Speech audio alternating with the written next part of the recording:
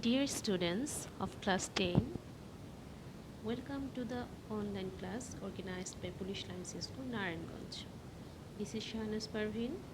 Today, we are going to learn how to use right forms of verbs. তো শিক্ষার্থী চলো শুরু করি। তোমাদের রাইট ফর্মস অফ ভার্বস বা ভার্বের সঠিক রূপ শেখার জন্য কয়েকটি বিষয় সম্পর্কে তোমাদের একটা ক্লিয়ার আইডিয়া থাকতে হবে। সেটা হচ্ছে কনজুগেশন অফ ভার্বস, টেন্স এবং পার্সন সম্পর্কে। আমরা বিভিন্ন ক্লাসে এই বিষয়গুলো, এই বেসিক বিষয়গুলো পড়ে এসেছি। তারপরও তোমাদের একটু মনে করিয়ে দেওয়ার জন্য আমি একটু রিভিউ করব। তো সবাই মনোযোগী হবে। Conjugation of verbs.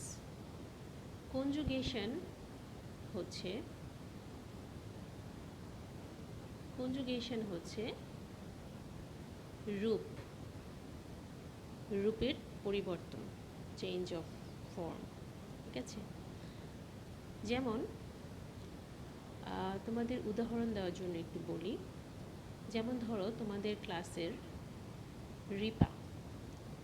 রিপা যখন পড়াশোনা করে শি ইজ আ স্টুডেন্ট।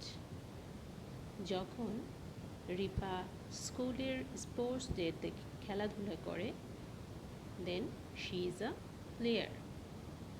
যখন রিপা স্কুল শেষে বাসায় গিয়ে আম্মুকে হেল্প করে তখন শি ইজ আ হেল্পার।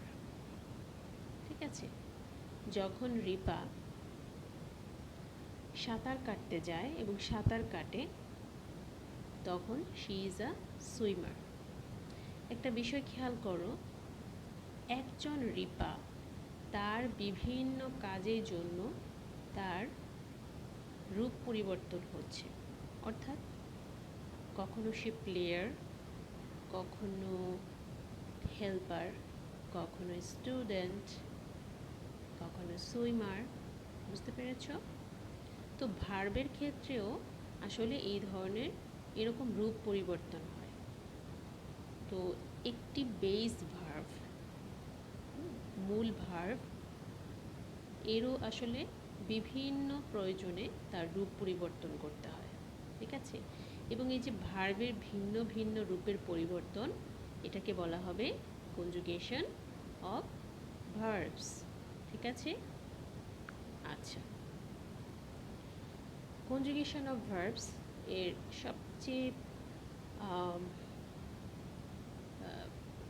সবচেয়ে পপুলার, সবচেয়ে যেটা বেশি তিনটা রূপ ইউজ করা হয় সেটা হচ্ছে প্রেজেন্ট ফর্ম, পাস্ট ফর্ম এবং পাস্ট পার্টিসিপল ফর্ম। ঠিক আছে, তো দেখো প্রেজেন্ট ফর্ম রাইট, সেটা পাস্ট ফর্মে এসে কি হলো? রোট। পাস্ট পার্টিসিপল ফর্মে এসে রিটেন। ফাইট মানে যুদ্ধ করা, এটার পাস্ট ফর্ম এসে ফট হয়ে গেল, যুদ্ধ করেছিল। এবং পাস্ট পার্টিসিপল ফর্মেও ফট। এরকম অনেক ভার্ব আছে যেগুলোর পাস্ট এবং পাস্ট পার্টিসিপল ফর্ম একই রকম। ঠিক আছে, এরপর দেখো গো, এটা হচ্ছে বেস ফর্ম। এই প্রেজেন্ট ফর্মটা হচ্ছে বেস ফর্ম। ঠিক আছে, এটা হচ্ছে বেস। তো যাই হোক, এরপর এই গো ভার্বের পাস্ট ফর্ম হচ্ছে ওয়েন্ট, পাস্ট পার্টিসিপল ফর্ম হচ্ছে গন। একইভাবে ওয়াক হাঁটা, পাস্ট ফর্ম হচ্ছে ওয়াকড, পাস্ট পার্টিসিপল ফর্ম হচ্ছে ওয়াকড। ঠিক আছে, এবং বিল্ড আরেকটা ভার্ব, এটার পাস্ট ফর্ম হচ্ছে বিল্ড, পাস্ট পার্টিসিপল ফর্মও হচ্ছে বিল্ড। তাহলে এগুলো হচ্ছে কনজুগেশন অফ ভার্বস। তোমাদের বইয়ের মধ্যে কনজুগেশন অফ ভার্বসের যে পার্টটি আছে সেটা অবশ্যই তোমরা খুব ভালো করে পড়ে নেবে রাইট ফর্মস অফ ভার্বস শুরু করার আগে। ঠিক আছে, আচ্ছা, এরপর হচ্ছে পার্সন। সম্পর্কে আমরা সবাই জানি, a person refers to someone who takes part in an event. Person কাউকে, কোনো ব্যক্তিকে নির্দেশ করে যে কোনো কাজে অংশগ্রহণ করে। এবং আমরা জানি যে পার্সন কত প্রকার? পার্সন 3 প্রকার আছে। First person, second person and third person. তো ফার্স্ট পার্সন এবং প্রত্যেকটি পার্সনের মধ্যে আবার দুটো ভাগ আছে, একটা হচ্ছে সিঙ্গুলার এবং একটা হচ্ছে প্লুরাল। সিঙ্গুলার হচ্ছে এক বচন, অর্থাৎ একজন বোঝাবে, এবং প্লুরাল একের বেশি বোঝাবে। তো ফার্স্ট পার্সন সিঙ্গুলার হচ্ছে আই হচ্ছে আমি, ঠিক আছে? আচ্ছা, আমি। ফার্স্ট পার্সনের প্লুরাল হচ্ছে উই হচ্ছে আমরা। সেকেন্ড পার্সন ইউ, এটা হচ্ছে তুমি, এবং প্লুরাল ইউ, এটার অর্থ হচ্ছে তোমরা।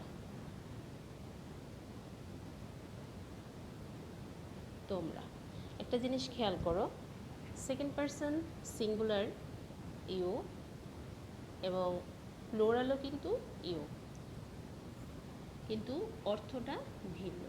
সেকেন্ড পার্সন সিঙ্গুলার হচ্ছে তুমি এবং প্লুরাল হচ্ছে তোমরা। তো এই বিষয়টি তোমরা খেয়াল করবে। এবং থার্ড পার্সন আমি আর তুমি এগুলো ছাড়া যা কিছু আছে সব কিছু হচ্ছে থার্ড পার্সন, ঠিক আছে? থার্ড পার্সন সিঙ্গুলারের মধ্যে আছে হি, শি, ইট, বুক, আইস, আর এগুলো মানে প্রত্যেকটাই একজন করে বোঝাচ্ছে। হি, সে, শি, সে, ইট, এটা, বুক, একটা বই বোঝাচ্ছে, ঠিক আছে? আর প্লুরাল হবে কি? আমরা তোমরা ছাড়া বাকি সব। আমরা তোমরা ছাড়া কি আছে? দে, তারা, ঠিক আছে? আর বুকের প্লুরাল বুকস, বার্ডের প্লুরাল বার্ডস, ঠিক আছে? আচ্ছা, তাহলে আমরা পার্সন সম্পর্কে মোটামুটি আইডিয়া পেয়ে গেলাম, ঠিক আছে? তোমাদের আরেকটি বিষয় জেনে রাখা প্রয়োজন, সেটা হচ্ছে যে প্রত্যেকটি পার্সনের সাথে সাধারণত কোন ভার্বগুলো বসে থাকে, বিশেষ করে to be verb, to do verb এবং টু হ্যাভ ভার্বের ক্ষেত্রে, ঠিক আছে? যেমন আয়ের সাথে টু বি ভার্বের কী ফর্ম ব্যবহার হয়ে থাকে? আয়ের সাথে টু বি ভার্ব এম বসে থাকে, তাই না? উইর সাথে আর বসে থাকে।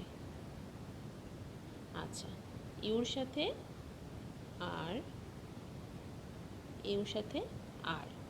থার্ড পার্সনে সিঙ্গুলার যেটা, সেটার সাথে টু বি ভার্বের ইজ বসে, এবং যেটা প্লুরাল সেগুলোর সাথে আর বসে, ঠিক আছে? তো এই বিষয়গুলো কিন্তু তোমাদের মনে রাখতে হবে। এই বিষয়গুলো মনে রাখতে হবে। এটা কিন্তু গেল বি ভার্বের বিষয়। তাহলে বি ভার্বে আয়ের সাথে এম বসে, আর থার্ড পার্সন সিঙ্গুলার নাম্বার যেগুলো আছে এগুলোর সাথে ইজ বসে। বাকি যারা আছে সবার সাথে আর বসে। প্লুরাল যারাই আছে, সেটা ফার্স্ট পার্সন হোক, সেকেন্ড পার্সন হোক, থার্ড পার্সন হোক, সবগুলোর সাথে আর বসবে। We are, you are, they are, books are, birds are, ঠিক আছে? I am third person, he is, she is, it is, book is, ice is, earth is. Okay, আচ্ছা, তাহলে এটা আমরা বি ভার্ব শিখলাম। তারপর ডু ভার্বের ক্ষেত্রে কি হবে? আয়ের সাথে ডু বসবে, আয়ের সাথে ডু বসবে, ইউর সাথেও ডু বসবে, উইর সাথেও ডু বসবে, ইউর সাথেও ডু বসবে। তাহলে পার্থক্য কোথায় হবে? থার্ড পারসন সিঙ্গুলার নাম্বারের ক্ষেত্রে সেখানে হবে ডাস। মনে রাখবে, এটার সাথেও ডু হবে। ঠিক আছে, তো তাহলে আমরা ডু ভার্বের ব্যবহারগুলো শিখে ফেললাম। শুধু থার্ড পারসন সিঙ্গুলার নাম্বারের ক্ষেত্রে ডাস হবে, বাকি সবার সাথে কি হবে? ডু হবে। I do, we do, you do, they do, কিন্তু he does, she does, it does. ঠিক আছে, ওকে। এবার আমরা শিখব হ্যাভ ভার্বের বিষয়টা। তো হ্যাভ ভার্বের ক্ষেত্রে যেটা হবে, আয়ের সাথে কি হবে? Have. I have, we have, you have, you have. তাহলে কোথায় পরিবর্তন হবে? থার্ড পারসন সিঙ্গুলারের ক্ষেত্রে পরিবর্তন হবে। এগুলোর ক্ষেত্রে কি হবে? হ্যাজ। অবশ্যই এগুলো সবই প্রেজেন্ট টেন্স নিয়ে আলোচনা করছি। Present tense. পাস্ট টেন্সে হ্যাভের ফর্ম হচ্ছে হ্যাড, এটার কোনো পরিবর্তন নেই, সবগুলো পার্সনের ক্ষেত্রেই হ্যাড বসে। ঠিক আছে, প্রেজেন্ট নিয়ে আলোচনা করছি। তো আয়ের সাথে কি হবে? হ্যাভ, প্লোরালে have, we have, you have, they have, কিন্তু he has, she has, it has. ঠিক আছে, তো আশা করি এই বিষয়টি বুঝতে পেরেছ। আরেকটি বিষয় ক্লিয়ার করে দেই তোমাদের, সেটা হচ্ছে বি ভার্বে যখন পাস্ট ফর্ম বসবে, পাস্ট, তখন আয়ের সাথে কি হবে? আয়ের সাথে ওয়াজ। ঠিক আছে, আর থার্ড পারসন সিঙ্গুলার নাম্বারের ক্ষেত্রেও কী হবে? ওয়াজ হবে। আর বাকি যেগুলো আছে প্লুরাল সবগুলোর ক্ষেত্রে ওয়ার হবে। ডব্লিউ ই আর ই, ইউর ক্ষেত্রেও ওয়ার হবে। এই বিষয়গুলো খুব ভালো করে শিখে নেবে, প্রয়োজনে বাসায় নোট করে করে বিষয়গুলো আয়ত্ত করবে, প্র্যাকটিস করবে। ঠিক আছে, কারণ এই বেসিক জিনিসগুলোতেই তোমরা বেশি ভুল করে থাকো। তো এই বিষয়গুলো খুব ভালো করে বাসায় আয়ত্ত করবে। আচ্ছা, তাহলে আমরা কি শিখলাম? পাস্ট, বি ভার্বের পাস্ট যখন আমরা ইউজ করব তখন আয়ের সাথে ওয়াজ ইউজ করব। আর third person singular number he, she, it, এগুলোর সাথেও ওয়াজ ইউজ করব। আর বাকি যেগুলো আছে সবগুলোর সাথে ওয়ার ব্যবহার করব। ঠিক আছে, আচ্ছা, একটা মজার বিষয় বলছি শোনো। সেটা হচ্ছে যে ফার্স্ট পারসন, সেকেন্ড পারসন এবং থার্ড পারসন যে কোনোটাই হোক না কেন, যখন আমরা প্লোরাল থার্ড পারসন মানে প্লোরাল ইউজ করব, first person plural, second person plural অথবা থার্ড পারসন প্লোরাল, তো তখন বি ভার্বের ক্ষেত্রে যদি প্রেজেন্ট হয় সবগুলোর ক্ষেত্রে আর ইউজ করতে হবে, পাস্ট হলে অর ইউজ করতে হবে। হ্যাভ ভার্বের ক্ষেত্রে, প্রেজেন্টের ক্ষেত্রে সবগুলোর সাথে have, we have, you have, they have. আর পাস্টের ক্ষেত্রে কোনো পরিবর্তন নেই কারোর সাথেই, we had, you had, they had. ঠিক আছে, আর ডু ভার্বের ক্ষেত্রে সবগুলোর সাথে ডু ব্যবহার করতে হবে, we do, you do, they do. অর্থাৎ প্লুরালে যারা আছে তাদের সাথে কোনো ভার্বে চেঞ্জ হচ্ছে না। আমি এখানে অক্সিলারি ভার্বের বিষয়গুলো আলোচনা করছি, যেহেতু এই বিষয়গুলো তোমাদের একটু বেশি ভুল হয়ে থাকে, যদিও তোমরা জানো, তারপর আমি একটু রিভিউ করে দিচ্ছি। ঠিক আছে, তো আশা করি বিষয়গুলো বুঝতে পেরেছো সবাই। তাহলে আমরা পার্সন সম্পর্কে মোটামুটি আইডিয়া পেয়ে গেলাম। ইভেন কোন পার্সনের সাথে কোন ভার্ব বসে অক্সিলারি ভার্বের ক্ষেত্রে সেটাও একটা রিভিউ হয়ে গেল। আচ্ছা, তো এখন আমরা আবার ভার্বে ফিরে আসি। তাহলে ভার্বে আমরা তখন কি পড়েছিলাম? Present form, past form, past participle form. তো এই তিনটি ফর্ম ছাড়াও কিন্তু আরও দুটি ফর্ম আছে যেটা খুব বেশি ইউজ করা হয়, বহুল ব্যবহৃত। তো মোটামুটি 5টি ফর্ম ঘুরিয়ে ফিরিয়ে বেশি ইউজ করা হয়। সেটা হচ্ছে প্রেজেন্ট ফর্ম, যেমন এখানে গো ভার্ব দেওয়া হয়েছে। ঠিক আছে, গো, তারপর হচ্ছে পাস্ট ফর্ম গো ভার্বের past form went, past participle form gone, S by S form go ভার্বের সাথে ইএস যুক্ত হয়েছে, আইএনজি ফর্ম গোয়িং। ঠিক আছে, এর মধ্যে বেস ফর্ম বা বেস ভার্ব যেটা, সেটা হচ্ছে গো। এই গো ভার্বেরই বিভিন্ন ফর্ম হয়েছে, কখনো ওয়েন্ট, কখনো গন, কখনো গোজ, কখনো গোয়িং। ঠিক আছে, তো আমরা কয়টি পেলাম ফর্ম? 5টি ফর্ম। ঠিক আছে, এই 5টি ফর্ম সবাই খুব ভালো করে মনে রাখবে। ওকে, আরেকটি বিষয় তোমাদের আছে, সেটা হচ্ছে টেন্স।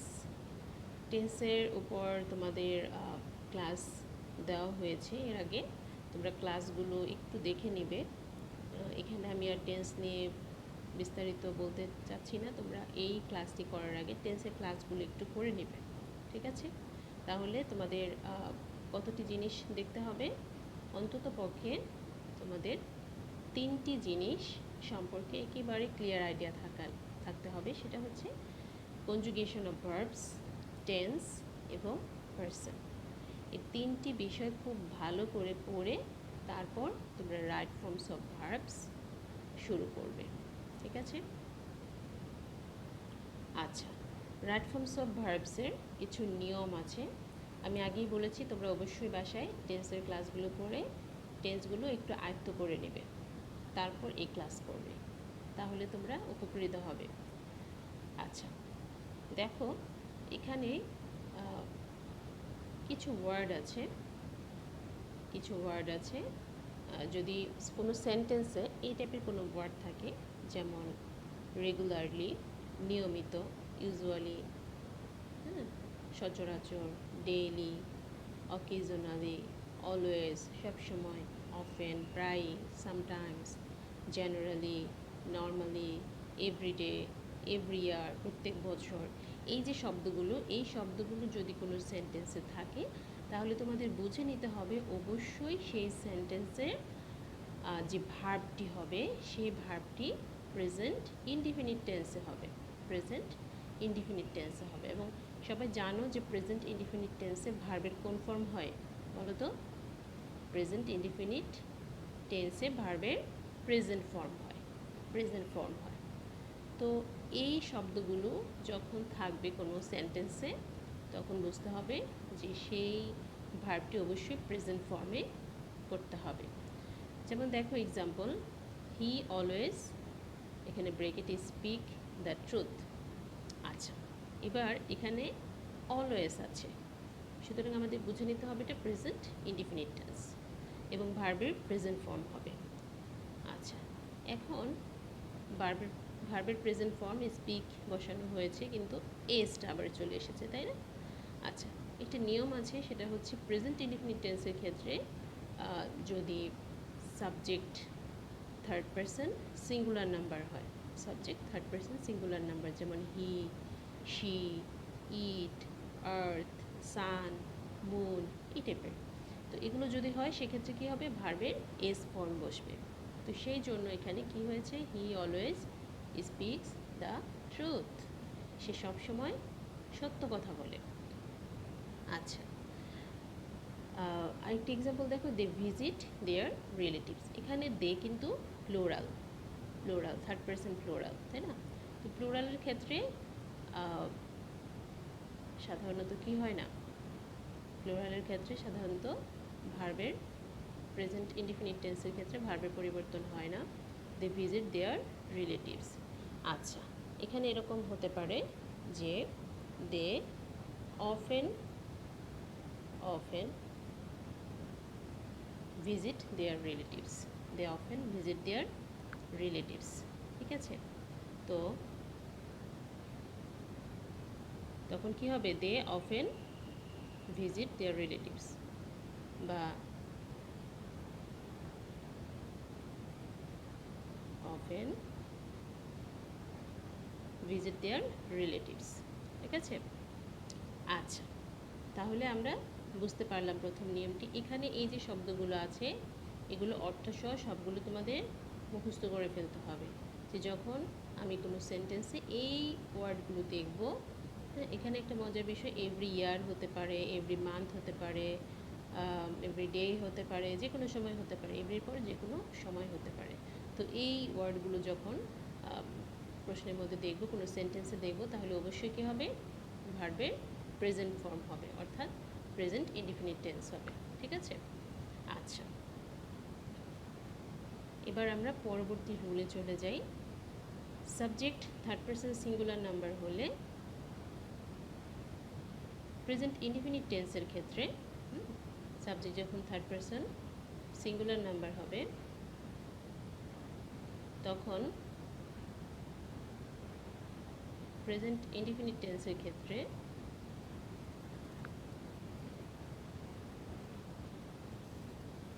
কি হবে, ভার্বের সাথে এস বা ইএস ফর্ম হয়ে যাবে। ঠিক আছে? ভার্বের সাথে এস বা ইএস ফর্ম হয়ে যাবে। থার্ড পারসন সিঙ্গুলার নাম্বার যেমন ধরো she, she, it, Rima, Tapu, bird, earth, এগুলো।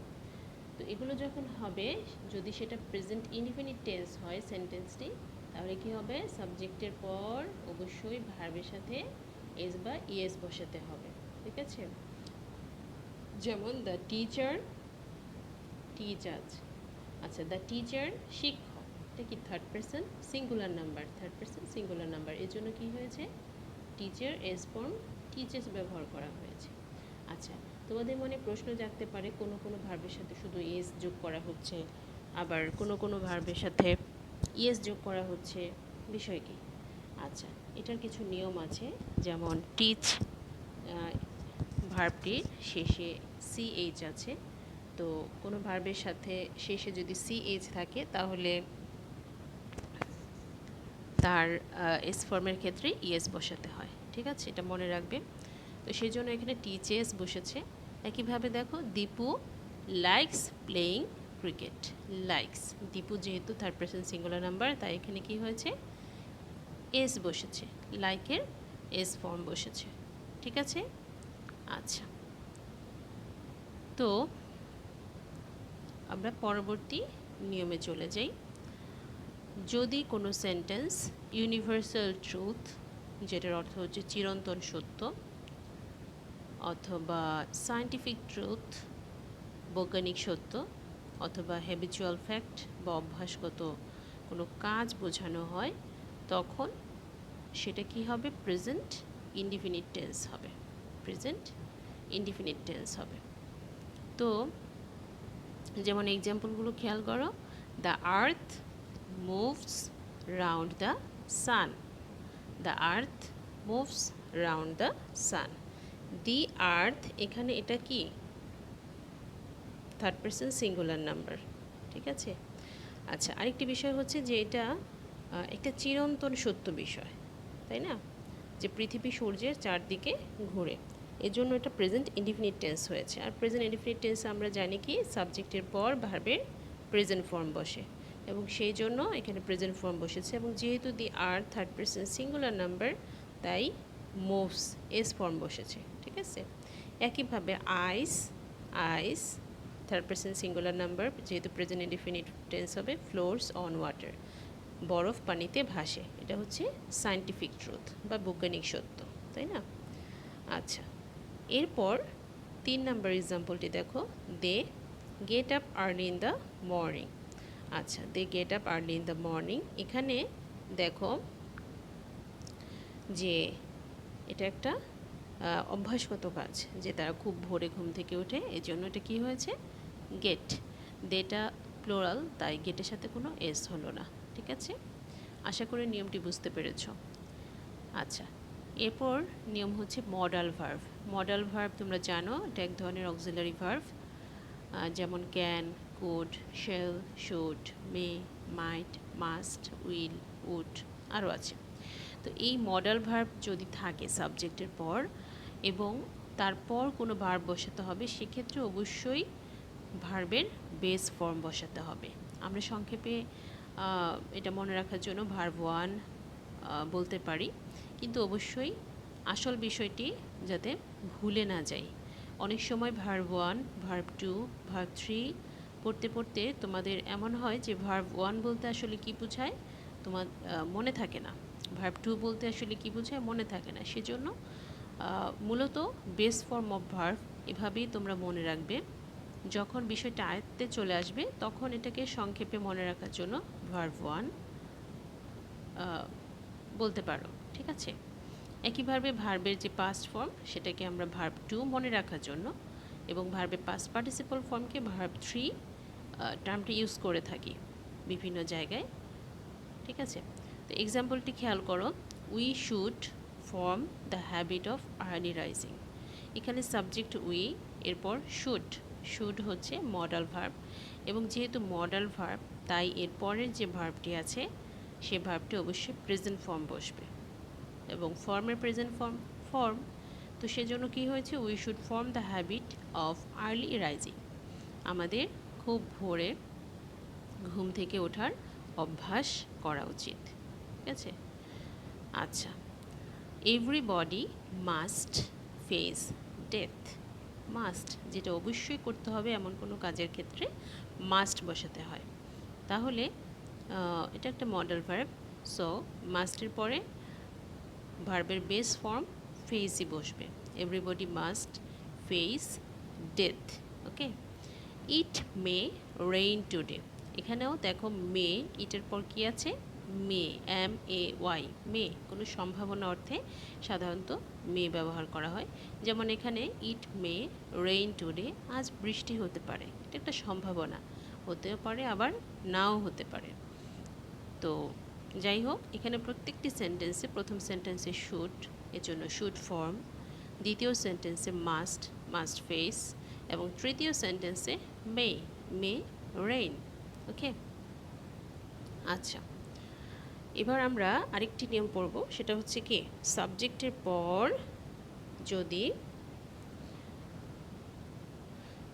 Had better, would rather, would better এগুলো থাকে, অথবা হ্যাড রেদার, এগুলো সবগুলোর অর্থই প্রায় একই টাইপের, বরং অর্থে ইউজ করা হয়। তো সাবজেক্টের পর যখন আমরা এই গুলো দেখব, had better, would rather, would better, had rather, তখন অবশ্যই তারপরে যে ভার্ব সেটা কি হবে, ভার্বের বেস ফর্ম হবে, বেস ভার্ব হবে, ঠিক আছে। যেমন you had better go home, এখানে কেন গো হয়েছে, কারণ ইউর পরে কি আছে, হ্যাড বেটারের জন্য এখানে গো হয়েছে। You had better go home now, তোমার বরং এখন বাড়ি যাওয়া উচিত। They would rather run away, এখানে উড রেদারের কারণে বেস ফর্ম রান বসেছে, ওকে। আচ্ছা, তো যাই হোক, এরপর আমরা আরেকটি নিয়ম শিখব। সাবজেক্টের পর যদি ডু নট অথবা ডাজ নট অথবা ডিড নট এগুলো যদি থাকে, তাহলে অবশ্যই তারপরে যে ভার্ব সেটা ভার্ব ওয়ান হবে, অর্থাৎ ভার্বের বেস ফর্ম হবে, প্রেজেন্ট ফর্ম হবে, ঠিক আছে। যেমন হি ডাজ নট কী হবে, মিসবিহেভ উইথ এনিওয়ান, অর্থাৎ সে কারোর সাথে খারাপ আচরণ করে না। এখানে ডাজ নট বসানোর কারণে কি হয়েছে, মিসবিহেভ হয়েছে, এখানে কিন্তু মিসবিহেভড হলো না, ঠিক আছে। একইভাবে দেখো আই ডিড নট পাস্ট বোঝাচ্ছে, তারপরের ভার্বটি কি হয়েছে, present form, here any sound. আচ্ছা, তাহলে এখানেও কি হয়েছে, ডিড নট হিয়ার, ডিড নটের কারণে এখানে প্রেজেন্ট ফর্ম হিয়ার বা বেস ফর্ম হিয়ার বসেছে। থার্ড এক্সাম্পল দেখো, বার্ডস ডু নট সুইম, যেহেতু ডু নট বসেছে তাই কি হলো, সুইম, প্রেজেন্ট ইনডিফিনিট না, প্রেজেন্ট ফর্ম ভার্বের, অথবা বেস ফর্ম বসেছে সুইম। তাহলে আমরা কি শিখলাম, যে সাবজেক্টের পর, দেখো প্রত্যেকটি কিন্তু সাবজেক্টের পর বসেছে, দেখেছো। তো সাবজেক্টের পর যদি ডু নট হতে পারে, ডাজ নট হতে পারে, ডিড নট হতে পারে, যদি বসে, ঠিক তারপরে যে ভার্বগুলো আছে এই ভার্বগুলো কি হবে, এই ভার্বগুলো প্রেজেন্ট ফর্ম হবে, ঠিক আছে। আচ্ছা, তোমাদের সুবিধার জন্য আরও কিছু এক্সাম্পল এখানে সেট করা হয়েছে, যেমন we do not like a dishonest person, আমরা অসৎ ব্যক্তিকে পছন্দ করি না। Rupak does not speak English, Rupak ইংরেজিতে কথা বলে না। Does not speak, does not বসেছে এজন্য স্পিক বেস ফর্ম বসেছে। He did not prepare his lesson yesterday, সে তার পড়া গতকাল তার পড়া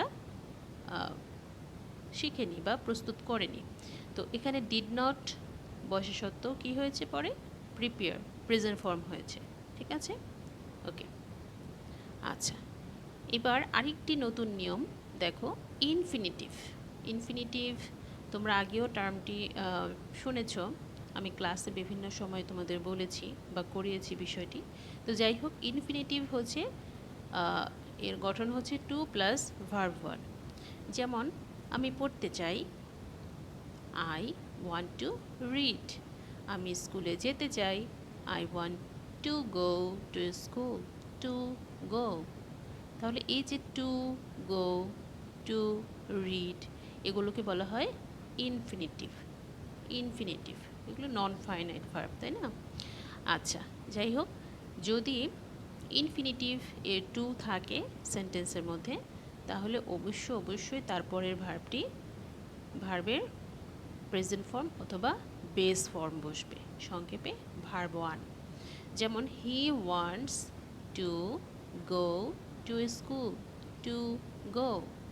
we went to the book fair to buy some books, to buy. ঠিক আছে, টু বাই। আমরা বইমেলায় গিয়েছিলাম কিছু বই কেনার জন্য। ঠিক আছে, আচ্ছা। আরও একটি নিয়ম আছে, সেটা হচ্ছে লেট, নিড, ডেয়ার, এই ভার্বগুলোর পর যদি আবার ভার্ব ইউজ করতে হয়, সেক্ষেত্রে ভার্বের প্রেজেন্ট ফর্ম বসাতে হয়। ঠিক আছে, যেমন দেখো, লেট মি প্লে, যেহেতু এখানে লেট আছে, তাই এখানে ভার্বের বেস ফর্ম প্লে হলো। এটার অর্থ হচ্ছে আমাকে খেলতে দাও, লেট মি প্লে।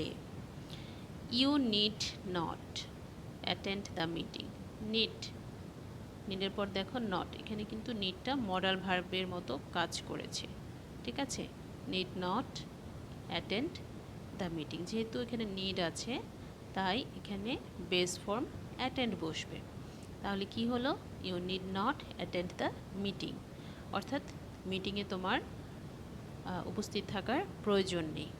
ঠিক আছে, তাহলে কি শিখলাম আমরা, লেট, নিড, ডেয়ার এগুলো যদি থাকে সেন্টেন্সের মধ্যে, তাহলে অবশ্যই পরের ভার্বের বেস ফর্ম হবে।